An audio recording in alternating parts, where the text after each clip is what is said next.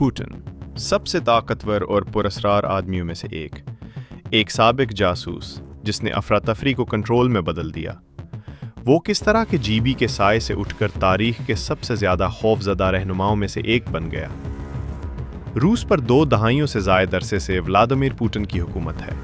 اس نے قوم کو ایک عسکری اور آمرانہ طاقت میں تبدیل کر دیا ہے۔ کچھ لوگ اس کی تعریف کرتے ہیں، بہت سے لوگ اس سے خوفزدہ ہیں۔ اس نے ایران اور شام کے ساتھ تعلقات مضبوط کیے، پڑوسی ریاستوں کے کچھ حصوں پر قبضہ کیا اور روس کو مغرب کو چیلنج کرنے کی پوزیشن میں لا کھڑا کیا، اور کسی نہ کسی طرح وہ کامیاب ہوتا دکھائی دیتا ہے۔ یہ سمجھنے کے لیے کہ ایک شخص نے اس حد تک کنٹرول کیسے حاصل کیا، ہمیں اس افراتفری کی طرف لوٹنا ہوگا جو سوویت یونین کے زوال کے بعد پیدا ہوئی تھی۔ 1991 میں جب سوویت یونین ٹوٹی، روس تباہ حال تھا۔ لاکھوں لوگ اپنی نوکریوں سے ہاتھ دھو بیٹھے، سیونگز ختم ہو گئیں اور سڑکوں پر جرائم عام ہو گئے۔ روبل بے وقت ہو چکا تھا، کارخانے بند ہو رہے تھے، بھوک اور کرپشن جنگل میں آگ کی طرح پھیل گئی۔ تقریباً 45,000 ریاستی صنعتیں، تیل، گیس، اسٹیل اور مواصلات تیزی سے فروخت ہونے لگی۔ مٹھی بھر تاجر ارب پتی بن گئے جبکہ باقی عوام بے سہارا رہ گئے۔ یہ نئی اشرافیہ، اولیگارکس، قوم کی دولت پر قابض ہو گئے اور عام لوگ بھوک کا شکار تھے۔ صدر بورس یلٹن شراب نوش، غیر مقبول اور بے اختیار دکھائی دیتے تھے۔ روس کو نظم و ضبط کی ضرورت تھی اور کسی ایسے شخص کی جو نیشنل پرائیڈ بحال کر سکے۔ 1989 برلن وال گر گئی۔ مشرق جرمنی میں ایک KGB افسر سوویت یونین کو بکھرتے ہوئے دیکھ رہا تھا۔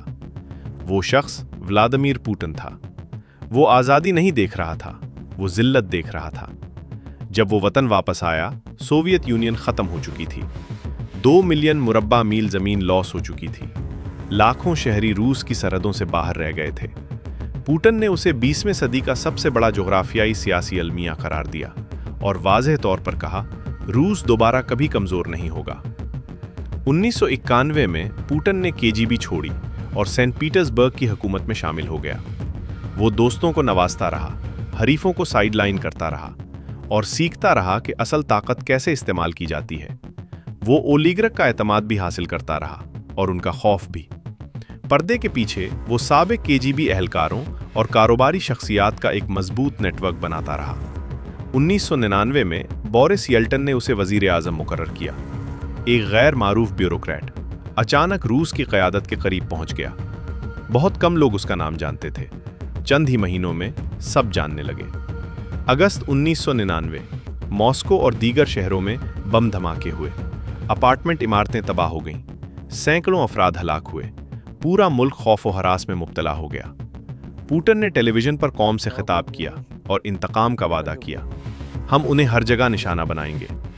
اس کی مقبولیت 2% سے بڑھ کر 45% ہو گئی۔ دوسری چیچن جنگ شروع ہوئی، گرازنے ملبے کا ڈھیر بن گیا، ہزاروں لوگ مارے گئے۔ اس کے باوجود روسی عوام اپنے نئے لیڈر کے گرد جمع ہو گئے۔ سال کے اختتام پر بورس یلٹن مستعفی ہو گیا۔ پوٹن سابق جاسوس قائم مقام صدر بن گیا۔ صدر کے طور پر پوٹن نے روس کو اپنی شبیہ کے مطابق ڈھالنا شروع کیا۔ وہ اولیگارکس کو کچلتا ہے، اختلاف رائے رکھنے والوں کو گرفتار کرتا ہے اور میڈیا کو ریاستی کنٹرول میں لے آتا ہے۔ میکائل کودوروفسکی، جو کبھی روس کا امیر ترین شخص تھا، جیل بھیج دیا گیا۔ ان کی کمپنی ضبط کر لی گئی۔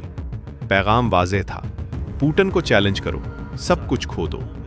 طاقت اب ایک جگہ مرکوز تھی، فوج، عدالتیں، ٹیلی ویژن، سب اسے جواب دے تھے۔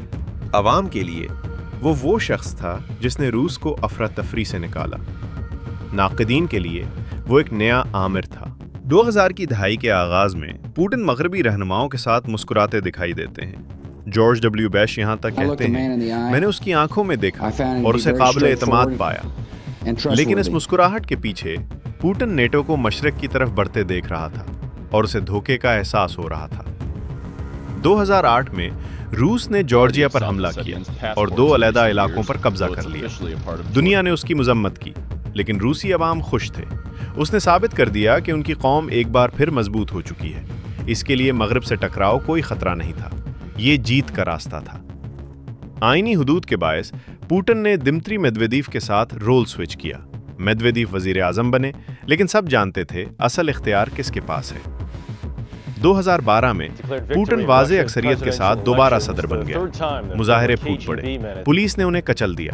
وہ کارکنوں، صحافیوں اور پنگ گروپ پسی رائٹس کے ارکان کے خلاف کریک ڈاؤن کرتا ہے۔ انہیں مذہبی توہین کے الزامات میں جیل بھیج دیا جاتا ہے۔ تب تک اپوزیشن خاموش ہو چکی تھی، میڈیا کنٹرول تھا اور پوٹن کو کوئی چیلنج درپیش نہیں تھا۔ عالمی سطح پر وہ مزید طاقتور ہوتا جا رہا تھا۔